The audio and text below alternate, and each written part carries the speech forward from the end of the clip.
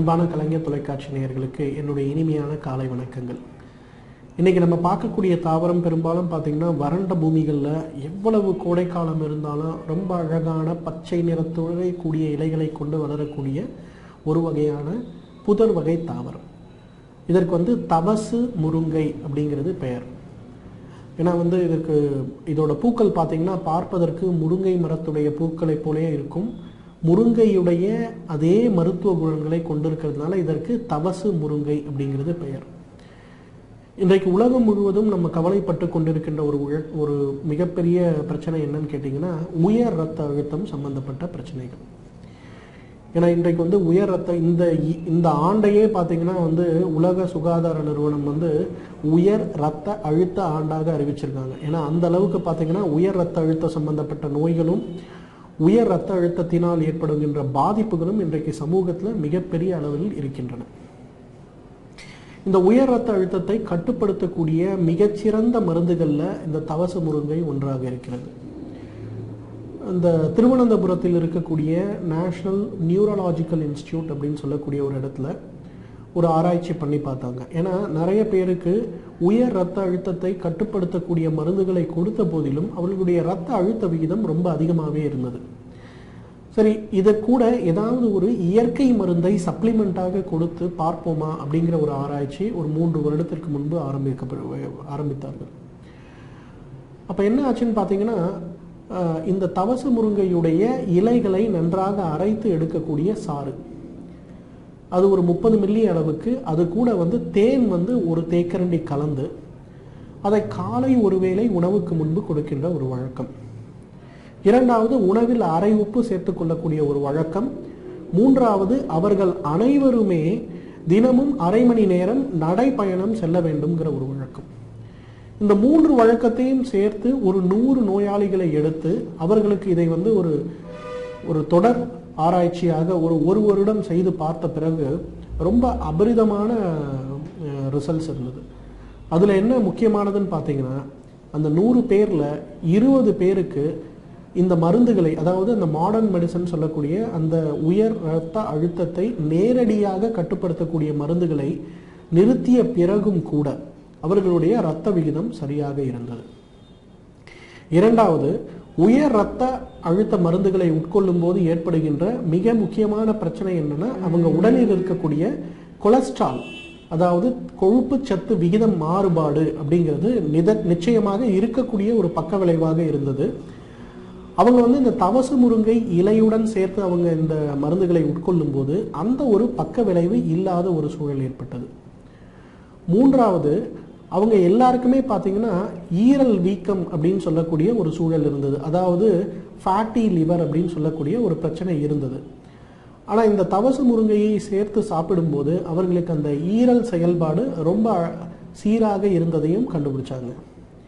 நான்காவது, மிக முக்கியமான பிரச்சனை என்னென்னா இந்த உயர் இரத்த அழுத்தம் இருப்பவங்க அனைவருக்குமே பார்த்தீங்கன்னா இந்த 100 பேருக்குமே ஏற்படக்கூடிய ஒரு பிரச்சனை, அவர்களுடைய மன அழுத்த விகிதம் அதிகமாக இருந்தது. இரண்டாவது, அவர்களுக்கு எப்பொழுதுமே இந்த சளி, இருமல் அல்லது இன்ஃபெக்ஷன் சொல்லக்கூடிய பிரச்சனைகள் அடிக்கடி வரக்கூடிய ஒரு சூழல் இருந்தது.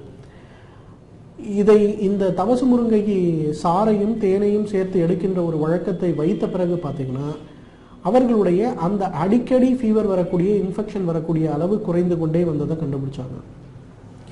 2வது வருடம் இந்த ஆராய்ச்சியோட அடுத்த கட்டமாக என்ன பண்ணாங்கன்னா 500 பேரை எடுத்து அவர்களுக்கு இந்த தவசு முருங்கையுடைய இலையிலிருந்து எடுக்கக்கூடிய எக்ஸ்ட்ராக்ட் டேப்லெட்டாக செஞ்சு அதை கொடுக்க ஆரம்பித்தாங்க.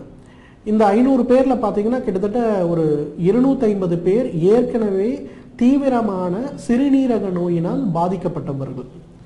ஏன்னா உயர் ரத்த அழுத்தத்தோட மிக முக்கியமான பக்க விளைவு என்னன்னு கேட்டிங்கன்னா சிறுநீரக பாதிப்பு அல்லது சிறுநீரக செயல் குறைபாடு. ஸோ அவர்களுக்கு நிறைய மாடர்ன் மெடிசனில் இருக்கக்கூடிய ஆன்டி ஹைப்பர்டென்ஷன் சொல்லக்கூடிய மருந்துகளை கொடுக்கும் போதும் ரத்த அழுத்தம் மட்டும் குறையாத ஒரு சூழல் இருந்தது. பட் இந்த மருந்துகளை சேர்த்து கொடுக்கும்போது அவர்களுடைய இரத்த அழுத்தம் சீரானதோடு மட்டும் இல்லாமல் அவர்களுடைய சிறுநீரக குறைபாடும் சிறிதாக தீர்ந்து வந்ததை பார்க்க முடிந்தது.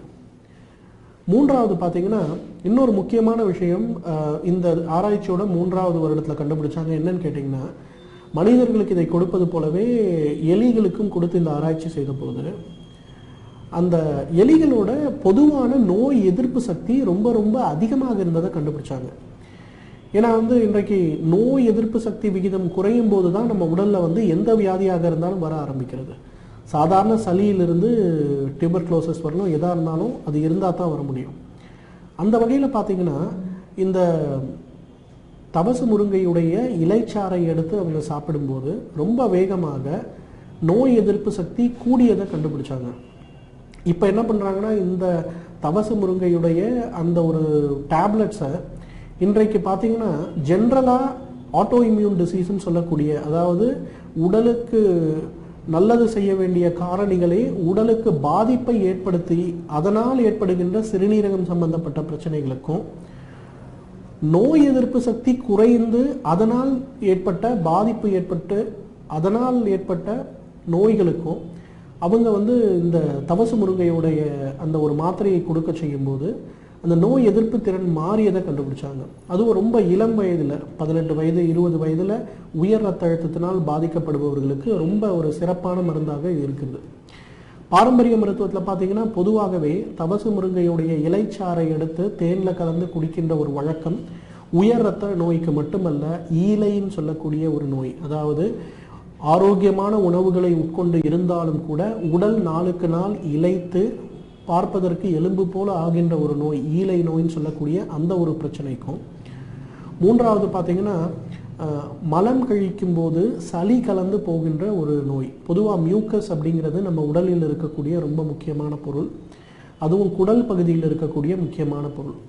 அந்த மியூக்கஸ் இருந்தால் மட்டும்தான் நம்ம குடலில் இருக்கக்கூடிய குடல் ஊக்கிகள் ஒன்றோடு ஒன்று உரசாமல் பாதுகாக்கப்படும். ஆனால் சில இன்ஃபெக்ஷன்ஸ் ஏற்படும் போது பார்த்தீங்கன்னா அந்த மியூக்கஸ் பொருளே உடலிலிருந்து அப்படியே முழுமையாக வெளியேற வேண்டிய ஒரு சூழல் ஏற்படும். இது இன்றைக்கு மாடர்ன் மெடிசனில் என்ன சொல்கிறாங்கன்னா, டியூபர்குலோசிஸ்க்கு ஒரு முன்னாடி நோய் அப்படின்னு சொல்கிறாங்க.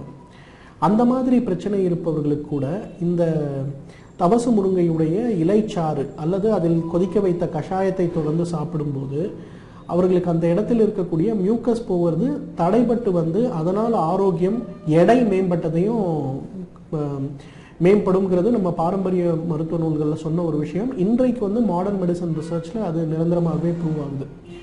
இன்றைக்கு குழந்தைகளுக்கு ஏற்படுகின்ற, குறிப்பாக இந்த கோடை காலத்தில் குழந்தைகள் அதிக குளிர்பானங்கள் சாப்பிடுகின்ற ஒரு வழக்கம், குளிர்ந்த நீர் சாப்பிடுகின்ற ஒரு வழக்கம் இருக்கிறதுனால பார்த்திங்கன்னா அவங்க எல்லாருக்குமே இந்த சளி சம்பந்தப்பட்ட இருமல் சம்பந்தப்பட்ட பிரச்சனை கொண்டே இருக்கும்.